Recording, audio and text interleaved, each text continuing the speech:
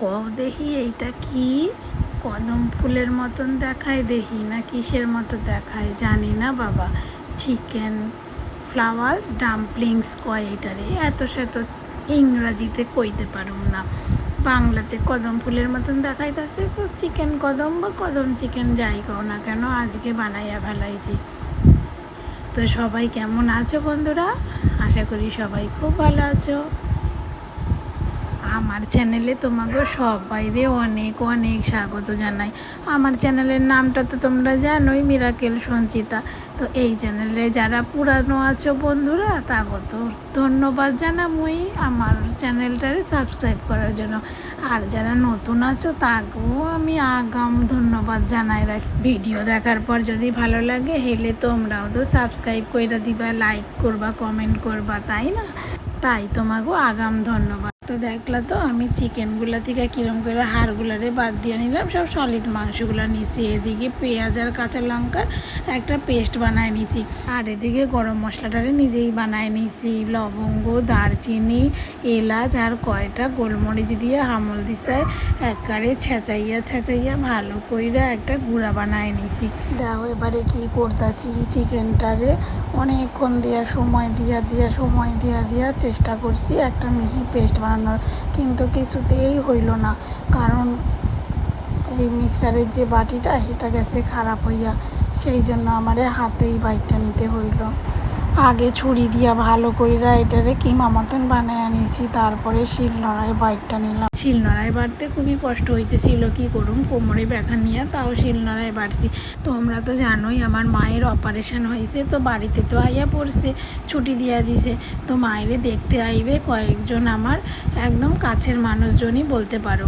তো তারা দেখতে আইবে বললে আমার মন চাইছে তাগো আমি এটা বানাইয়া খাওয়াবো, সেই জন্যই আমি এটা বানাইছি। তো এটা দেখো ভালো করে মিহি করা হয়ে গেছে। এদিকে পেঁয়াজ আর কাঁচা লঙ্কার যে পেস্ট বানাইছিলাম সেটাও দিয়ে দিয়েছি, আর এদিকে একটা পেস্ট বানাইছিলাম রসুন আর আদা দিয়ে একটু সামান্য হলুদ মিশিয়ে দিয়েছিলাম, আর একটা স্পেশাল মশলা এর মধ্যে দিয়েছি। স্পেশাল মশলাটা কী কও তো, 2 রকমের তো মশলা দিলাম। একটাতে তোমরা দেখলাই গরম মশলা বানাইছি, আর একটা স্পেশাল মশলা। কী মশলা দিয়েছি জানতে হইলে তোমাকেও কিন্তু কমেন্ট করতে হইবে। যাই হোক, কইয়াই দিই, ওই এই স্পেশাল মশলাটা হইল ধইনা, জিরা আর কি কত জোয়ান আর শুকনা লঙ্কা শুকনা খোলায় ভাইজে নিয়ে একবারে গুঁড়া করে নিয়েছি। এখন দেখো আমি এর মধ্যে দিয়ে দিলাম 2 চামচ মতো ডার্ক সয়া সস আর একটা গোটা পাতিলেবুর রস দিয়ে মাখাইয়া কিন্তু আমি থুইয়া দিছি এটারে ফ্রিজের মধ্যে একবারে 2 ঘন্টার জন্য। এবার তোমরা ভাবতে পারো যে 2 চামচ তো সয়া সস নিলাম, তাহলে চিকেন কতটা নিছিলাম? চিকেন কিন্তু নিছি আমি 500 গ্রাম, তার মধ্যে মাত্র 2 চামচ দিয়েছি সয়া সস। তো যাই হোক, এবারে কিন্তু আমি এই যে 150 গ্রামের মতন চাল নিয়ে চালটারে ভালো করে ধুইছি। এটা কিন্তু বাসমতি চাল, বিরিয়ানি করার জন্য চাল আনছিলাম, তো কিছুটা চাল রইয়া গেছিলো, তো সেই চালটা দিয়েই কিন্তু আমি করলাম। এরপরে ভালো কইরা ধুইয়া নিয়ে চালটারে কিন্তু আমি 1 ঘন্টার জন্য ভিজাই রাখুন। তোমাকে হাতে যদি সময় না থাকে তাহলে তোমরা আধা ঘন্টার জন্য ভিজাই রাখলেও হইবে। তো আমি 1 ঘন্টার জন্য ভিজাই রাখছি, আর ওইদিকে ফ্রিজে যেটা দিয়েছি কইলাম ম্যারিনেট করা চিকেনটারে ধুয়ে দিয়েছি 2 ঘন্টার জন্য।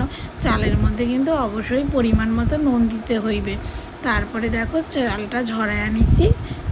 1 ঘন্টা পরে চালটারে তুইলা ভালো করে ঝুড়ির মধ্যে নিয়ে জলটারে ঝরাই দিছি।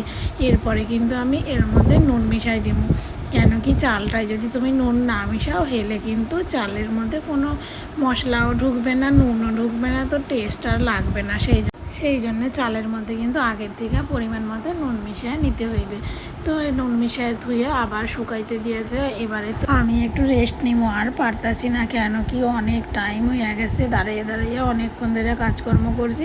এবারে একটু রেস্ট নিব, কতক্ষণ আর নেবো, আধা ঘন্টার মতন একটু রেস্ট নিয়ে তারপরে আবার শুরু করুন। এই যে দেখো আধা ঘন্টা আমার রেস্ট নেওয়া হয়ে গেছে, আর এই 2 ঘন্টার জন্য তুইছিলাম, তার মধ্যে আমি অনেক কাজ সারছি। সেই কাজের এখন তোমাকে ফিরিস্তি দিতে বইলে আর শেষ হইবে না আমার গল্প। ভিডিও অনেক বড় হয়ে যায়, কেন কি ঘরে রান্নাবাড়ি করার পরে তারপরে কিন্তু এই আয়োজনটা আমি করতে শুরু করছিলাম, তাই জন্যই এত টাইম লাগছে। তো দেখো এরপরে আমি একটু ধইনা পাতা কুচাই নিলাম, কেন কি ওর মধ্যে ধইনা পাতা দিব।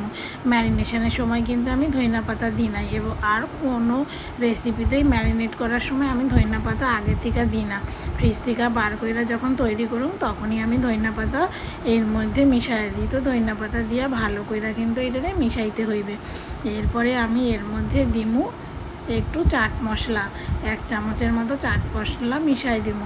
আর বেশি নুন দেওয়া লাগবে না, কেন কি সয়া সসের মধ্যেও নুন ছিল আর চাট মশলার মধ্যেও নুন ছিল, আর আমি ওইদিকে আদা রসুনের যে পেস্ট বানাইছিলাম এর মধ্যেও কিন্তু আমি নুন দিয়েছিলাম।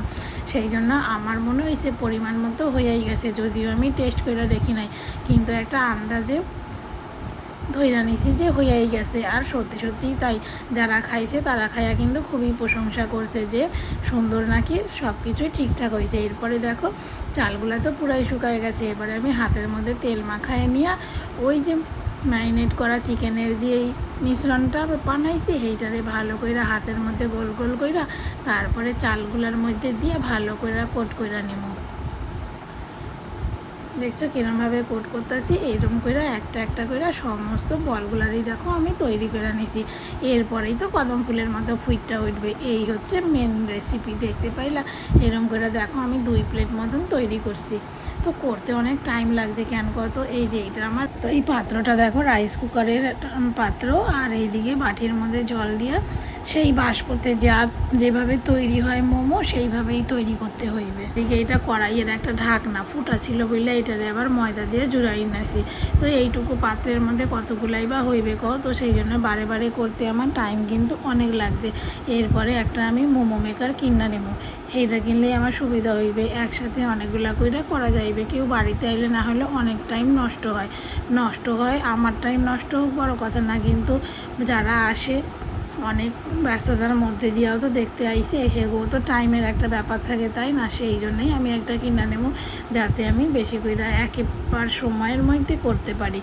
যাই হোক দেখো এরম কইরা বেশ কিছুক্ষণ আধ ঘন্টা মতন রাখতে হইবে। এরপরে আমি এই কাঠি দিয়া বা টুথপিক থাকলে টুথপিক দিয়া তোমরা দেখা নেবা যে টুথপিকে কিছু লাগতে আছে কিনা। দেখো কিছু লাগে নাই, তার মানে হইতেছে পুরাটাই এটা তৈরি হয়ে গেছে। এবারে আমি প্লেটের মধ্যে সব কয়টা তুলে নেব। তো দেখলা বন্ধুরা কত সহজে তৈরি হয়ে গেল চিকেন ফ্লাওয়ার ডাম্পলিংস, বা কইতে পারো চিকেন কদম বা কদম চিকেন।